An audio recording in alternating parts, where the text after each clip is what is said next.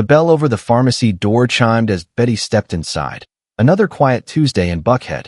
Shelves of medicine stood in straight rows, the air cool and flat. In her hand, she carried a folder with her husband's insurance card and prescription, organized the same careful way she once kept case files. To everyone else, she was only a small black grandmother in a navy blazer. No one here knew that for more than 20 years people had stood when she entered a room and called her, Your Honor. Today she was just, Ma'am, and for Betty Sanders that was enough. She joined the line at the counter, checking the digital clock. Harold's next heart pill was due in 3 hours. Right on time, she whispered, touching the gold band that had rested on her finger for 47 years. The young technician smiled. Afternoon, Mrs. Sanders. Here for Mr. Harold's refill. Routine. Predictable. Safe. Betty signed, accepted the orange bottle, and lifted her glasses to read the large print label, tracing the dosage she already knew by heart. Outside, a patrol car slid into the handicapped space. Officer Jake Williams shut off the engine, still hearing his supervisor. 3 good arrests before the end of shift. 2 were logged. He needed one more, something easy to write up and hard to question. Through the glass doors he saw a neat pharmacy, older customers, quiet staff. To him, that didn't mean safe. It meant easy to push around, easy to turn into a statistic. He walked in with the posture of someone used to seeing people move out of his way. Conversations faded. Williams' gaze swept the store and stopped on Betty, elderly, black, alone, focused on a bottle of pills. He didn't see a wife double-checking her husband's lifeline. He saw a possible problem that could fix his numbers. Betty felt him behind her before he spoke. Ma'am, he said, voice cutting through the hum. What are you doing with that medication? She turned, meeting his eyes with the calm of someone who had listened to angry men for decades. I'm picking up my husband's heart medicine, officer. He had a stroke 6 months ago. This is for his blood pressure. She lifted the bottle slightly. For a heartbeat his expression shifted, but pride hardened it. Is that what you're telling me? He replied. Or are you planning to sell it? The accusation felt old and familiar. Officer, I have his insurance card, his ID and medical paperwork right here, she said. Behind the counter, the manager leaned forward. Officer, Mrs. Sanders is a regular. She's here every month for the same prescription. Williams never looked at him. He stepped closer to Betty instead. Turn around and place your hands on the counter, he ordered. We're going to sort this out downtown. A teenager raised a phone. Someone whispered, she's somebody's grandma. Betty's heart pounded, not from guilt, but from a slow anger she had learned to carry carefully. Officer Williams, she said, reading his name tag. I am cooperating. There is no need for this. He smirked. You can explain yourself at the station. Hands behind your back. The metallic clink of his handcuffs sounded too loud. Her prescription bottle slipped from her fingers as he grabbed her arm and twisted it behind her, pills scattering across the floor. Pain stabbed through her shoulder, but she refused to cry out. Her glasses tilted, her blazer pulled, but her chin stayed lifted. The manager rushed from behind the counter. Please, officer, this isn't right. Let me at least grab the medication for her husband. One more word, Williams snapped. And you're interfering with police business. The cuffs closed around Betty's wrists, biting into thin skin that had spent a lifetime turning pages, not fighting. Screens glowed as bystanders filmed. Humiliation burned hot, but beneath it something colder rose, the steel she kept tucked behind kind eyes. As he marched her toward the sliding doors, past scattered pills and silent witnesses, Betty caught her reflection in the glass. Gray hair neat, blazer wrinkled, hands locked in metal, spine straight. To him, she was an easy arrest, a number for his report. To the people recording, she was a symbol of everything they were tired of pretending not to see. But Betty Sanders knew exactly who she was and what power really looked like. The young officer at her elbow had no idea that the woman he was dragging to his car had spent decades deciding the futures of men just like him. Today, she thought quietly, he is going to learn. And the lesson will cost him more than he can imagine. Betty sat in the back of the patrol car, the cuffs digging into her wrists, the plastic seat cold and cracked beneath her. Her breathing steadied, not because she wasn't afraid, but because fear had never been the thing that guided her life. She watched Officer Williams circle the car with the swagger of someone who believed he controlled the world inside his badge. He didn't notice the way she studied him through the reflection on the window, calm and unshaken, almost pitying. He opened the driver's door and sank into his seat with a smirk, already pulling up the arrest interface on his dashboard computer. Drug trafficking, resisting, non-compliant attitude, he muttered, typing confidently. Betty's eyes narrowed. He wasn't just making a mistake. He was building a lie. A polished one. A practiced one. This wasn't his first time twisting the truth. "Officer," she said softly. He didn't turn around. "Save it for the judge." A quiet beat. "I am the judge." His hands froze midair. The soft hum of the engine filled the silence between them. Then he laughed, a low, dismissive scoff. "Nice try, Grandma." "Run my name," she said, her voice steady as a courtroom gavel. "Elizabeth Sanders, Northern District of Georgia, 23 years on the federal bench." He hesitated. Something in her tone, calm, commanding, unshakably firm, cut through his arrogance. He typed the name into the system, expecting nothing. The result appeared instantly. Her official portrait, judicial appointment date, thousands of cases, commendations, federal clearance, and the headline that made his mouth go dry, specialized in civil rights and law enforcement misconduct. His throat tightened. "No, this is wrong." "It isn't," Betty replied. "But your actions were." His reflection in the mirror showed panic creeping across his face. Sweat gathered at his temples. Outside the window, phones were still raised. People still recording. Evidence piling with every second. He sat frozen. Betty leaned forward slightly, cuffs clinking softly. "Officer Williams, those cameras outside are capturing the arrest of a federal judge for picking up legal heart medication. This will spread before we leave the parking lot." Williams swallowed hard. His breathing quickened. He opened the door abruptly and stepped out, pacing beside the patrol car.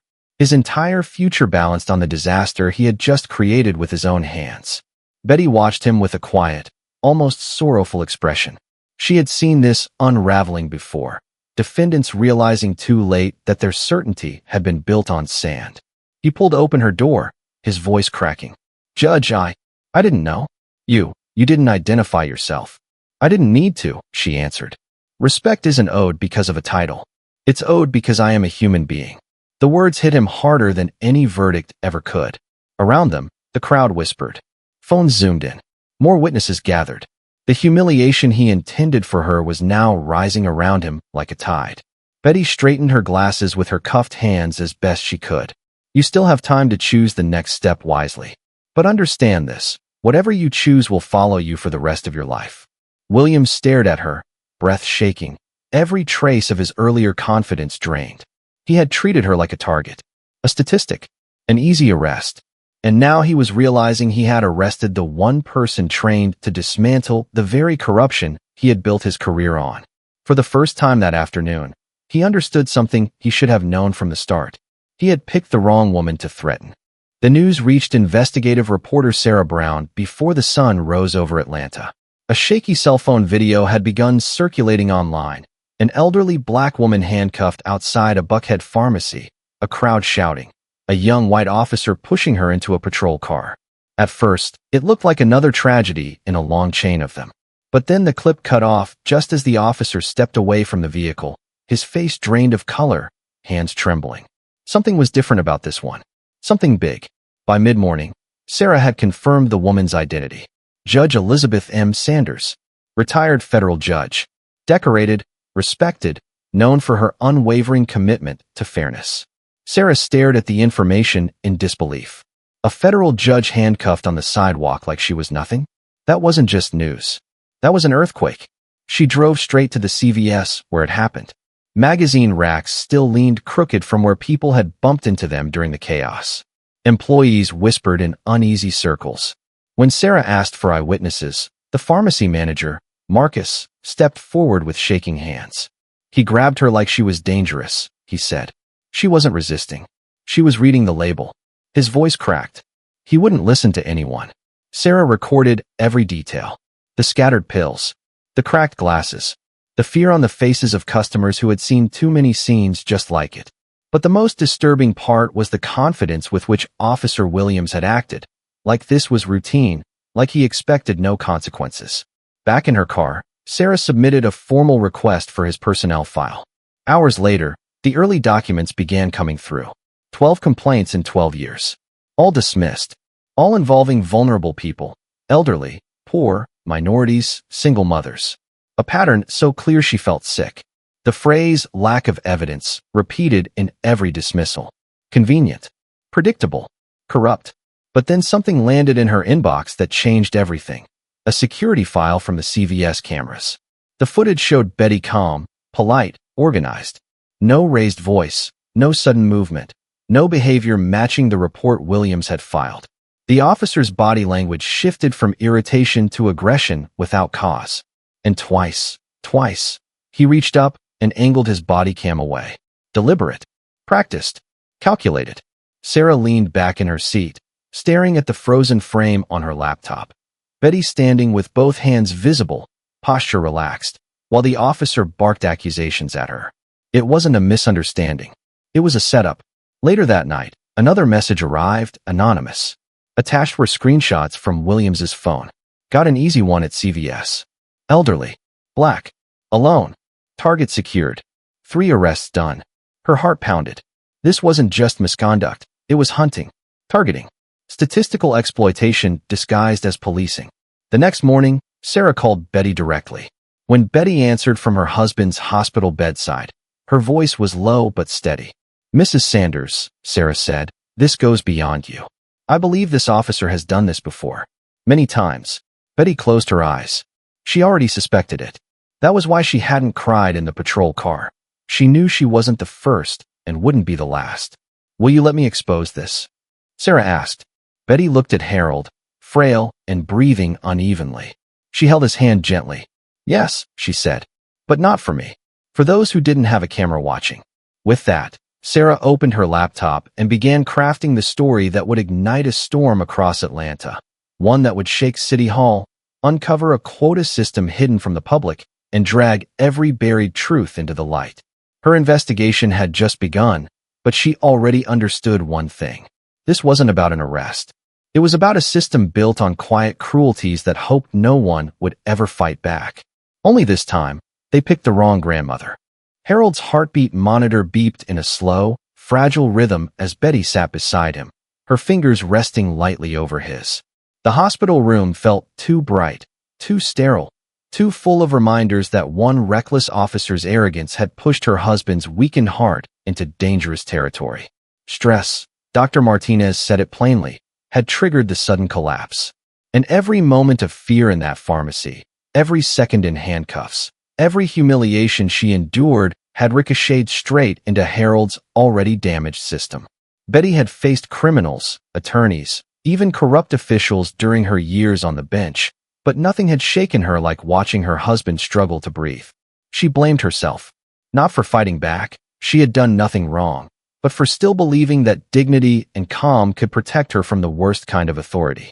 Now she sat in a hospital chair, sleep-deprived, heart bruised, listening to the steady rise and fall of Harold's breaths as machines controlled the rest. That afternoon, Captain Morris appeared outside the room, uniform crisp, expression carved from stone. Betty saw through it immediately. He wasn't here to apologize. His eyes drifted over the medical equipment, then to Harold, then finally to her. "Judge Sanders," he said, stepping inside uninvited. "I'm here to discuss a possible resolution." Betty's jaw tightened. "A resolution for who?" "For everyone involved," he replied smoothly. "Your husband needs peace. Your family needs closure. And the department can't afford unnecessary conflict." He placed a folder on the table. Inside was a neatly typed resignation letter for Williams. Full retirement, benefits, no admission of wrongdoing. In exchange, Betty would agree not to file a lawsuit, make public statements, or support investigations. A quiet ending. A clean sweep for APD. Her stomach turned. They wanted silence. They wanted her to disappear. "Your husband's health is fragile," Morris said quietly, leaning closer. "Don't you think this fight is costing too much?" It was a knife disguised as concern. And the worst part was that it pierced the one place Betty had no armor. Harold. She could withstand humiliation, threats, smear campaigns. But watching her husband fade under the weight of it, that threatened to break her resolve. After Morris left, Betty stared at the resignation letter. It promised safety, an end to stress, a way out. Harold lay sleeping, his breaths thin and careful, and she wondered if she had already pushed him too far. Then the threats began. Anonymous calls. Cars parked outside the townhouse. Insurance complications. All within days. Betty understood the message clearly. Stop fighting, or we'll crush you slowly. Wednesday morning, Sarah called with news that shattered the illusion of a simple mistake. Internal Affairs had cleared Williams already. The department had released statements suggesting Betty misinterpreted events. Local talk shows questioned her motives. Commenters online attacked her, twisting her reputation into something unrecognizable. Betty, Sarah said, they're trying to bury this. Betty looked at Harold, tubes in his arms, machines regulating what his damaged heart no longer could. Her voice wavered with exhaustion. Maybe I should stop. For him. But that evening, as she adjusted Harold's blanket, his eyes opened slightly. He squeezed her hand weakly. No, he whispered, struggling through slurred speech. Fight. Betty, don't let them win. Tears blurred her vision. He had always been the steady one. The quiet strength behind her robe, behind every verdict she delivered. And even now, half broken, he was urging her forward. She kissed his forehead. I won't stop. Not now. Because this fight wasn't only hers anymore. It belonged to every elderly person shoved aside because no one was recording. Every vulnerable citizen deliberately targeted because they couldn't push back. Every victim who thought they were alone. APD expected her to fold. Quota-driven officers expected no consequences. Morris expected silence. But Betty Sanders was made from stronger steel than any badge could carry. And now she knew the cost of surrender. Harold's life, and the lives of others whose stories never made it to the light. She closed the folder with a quiet finality. Williams wouldn't walk away quietly. APD wouldn't bury this scandal. And Betty, even exhausted and grieving, would not bow. They wanted her silent. Instead, she was about to become their loudest nightmare. The morning sun filtered softly through the hospital blinds as Betty sat upright, scrolling through emails she never expected to receive. Judges, attorneys, former colleagues, even retired defendants whose lives she once changed with fairness instead of fear. All writing, all offering support, all urging her to keep going. But the message that struck her hardest came from an address she didn't recognize, an encrypted file forwarded to Sarah, then shared with Betty. It was audio. Crisp, clear, inescapable. William's voice, caught on a secondary body mic he didn't know was running. Target acquired. Elderly black female. Easy stats. These types fold fast under pressure. Captain wants numbers. Doesn't matter if the charges stick, just book them. Betty felt the words slam into her like cold water. It wasn't just bias. It wasn't even just arrogance. It was hunting. Routine. Strategized. A system designed to prey on people who looked like her, people who couldn't fight back, people who never stood a chance. Harold stirred beside her, still weak. She lowered the volume. His health was fragile, but he deserved truth, not the illusion APD kept spinning across public screens. By noon, Dr. Peters arrived with a flash drive. This audio, he said, eyes fierce behind his glasses, isn't just misconduct. It's conspiracy. It implicates multiple officers and their commanding supervisors. Betty listened again, each second sharp as broken glass. Rodriguez coordinating the arrest. Morris pushing quotas. Williams laughing. No remorse. No hesitation. The weight of it settled in her chest. Heavy, but strangely clarifying. This was never about one bad officer. This was about the rotten roots beneath him. Sarah met them at the hospital cafe later, laptop open, legal documents stacked between coffee cups. The FBI can no longer ignore this, she said. The audio proves they never intended to investigate suspicious behavior. They intended to create it. Betty nodded, her face steady. They used their authority to manufacture crimes. And they chose their victims carefully, Sarah added. Quiet ones. Old ones. Black ones. People they believed the city wouldn't defend. For the first time since the arrest, Betty felt something fierce spark inside her. Not anger, not rage, but purpose. The same purpose she carried through decades on the bench. She wasn't powerless. She wasn't alone. And now, the truth itself was on her side. The next day, Morris held a press conference, flanked by union lawyers. He tried to project strength, but the worry in his eyes betrayed him. Cameras clicked furiously as he read a carefully crafted statement. Officer Williams acted within departmental guidelines. Any claims otherwise are unsubstantiated and politically motivated. Reporters erupted with questions. What about the audio? What about the targeting? What about the quota system? Morris raised a hand. We cannot comment on illegally obtained recordings. But the crowd wasn't buying it. And at the back of the room stood Betty's quiet storm. Victims. 71-year-old Dorothy Washington, cane in hand. A wheelchair-bound veteran Williams once shoved during an arrest. A mother whose disabled son was handcuffed during a traffic stop. One by one, they stepped forward. One by one, they reclaimed their voices. And every word they spoke chipped away at the shield APD tried to hold up. When the press conference dissolved into chaos, Sarah captured every moment. The city was waking up, angry, aware, and unwilling to accept silence anymore. By evening, the FBI issued a formal notice. Federal investigation opened. Multiple officers under review.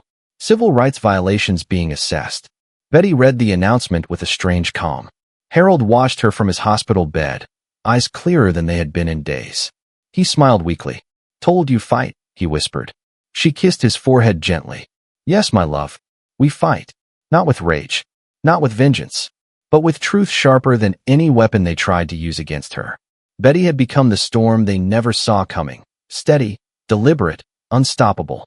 The woman they tried to break was now the force unraveling everything they built on fear. Justice hadn't arrived yet. But it was on its way. And this time, it wasn't coming quietly. 6 months later, Betty stepped through the familiar doors of the Buckhead pharmacy, the same soft chime greeting her like an old friend. But this time, nothing felt sharp or dangerous or humiliating. The air was calm. The workers were relaxed. And every customer who glanced her way did so with quiet respect, recognition, even gratitude. Marcus, the pharmacy manager, lit up the moment he saw her. Mrs. Sanders. Harold doing better today? Much better, she said, warmth touching her voice. Thanks to good medicine and better days. He handed her the orange bottle, Harold's heart medication, without hesitation, without suspicion, without fear-driven scrutiny. Just kindness. Just humanity. And as she slipped the bottle into her purse, she felt the weight of everything that had happened begin to lift. Across town, Jake Williams sat inside a Stark federal facility, serving his 18-month sentence. No badge. No swagger.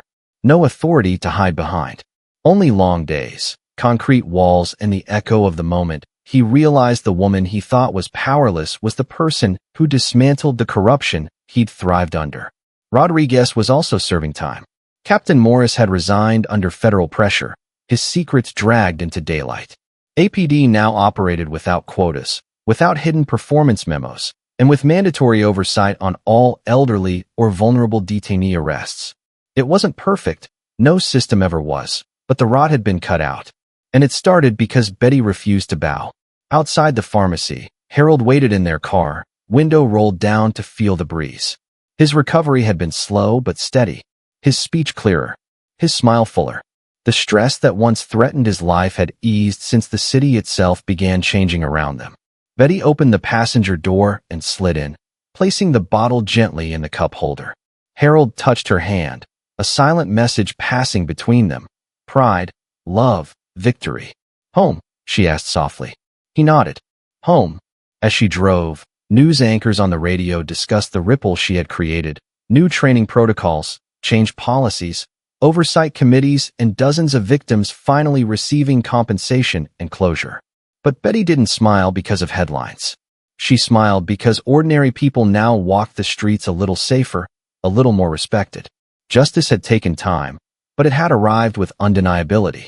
Betty stopped at a red light and glanced at Harold. He hummed with the music, tapping his fingers lightly against his knee. For the first time in months, the sound made her eyes sting with grateful tears. They had survived. Fought. Won. Not because she was a judge, not because she held status, but because she refused to let power go unchecked. She parked in their driveway and helped Harold inside. The townhouse felt warm again, lived in rather than shadowed by fear. On the mantel sat a stack of letters, thank you notes from people she never met, but whose lives had been touched by the changes she pushed into motion. She didn't frame awards. She didn't chase titles. But she kept every one of those letters. That evening, Harold rested on the couch while Betty prepared tea, her movements unhurried for the first time in too long. Outside, laughter drifted from neighbors passing by. For decades, she had protected justice from inside a courtroom. Now she had defended it in the one place she never expected to fight, a pharmacy aisle. When Harold's hand found hers again, she squeezed gently. "We made it," he whispered. "Yes," she breathed. "We did." Not all victories roar. Some arrive in quiet breaths, steady heartbeats, and everyday moments finally restored. And as night settled softly over their home, Betty knew this truth deep in her bones. Dignity can be threatened, but not taken. Truth can be delayed, but not buried. Justice can be pushed aside, but not erased. And sometimes the most powerful person in the room is the one everyone underestimates.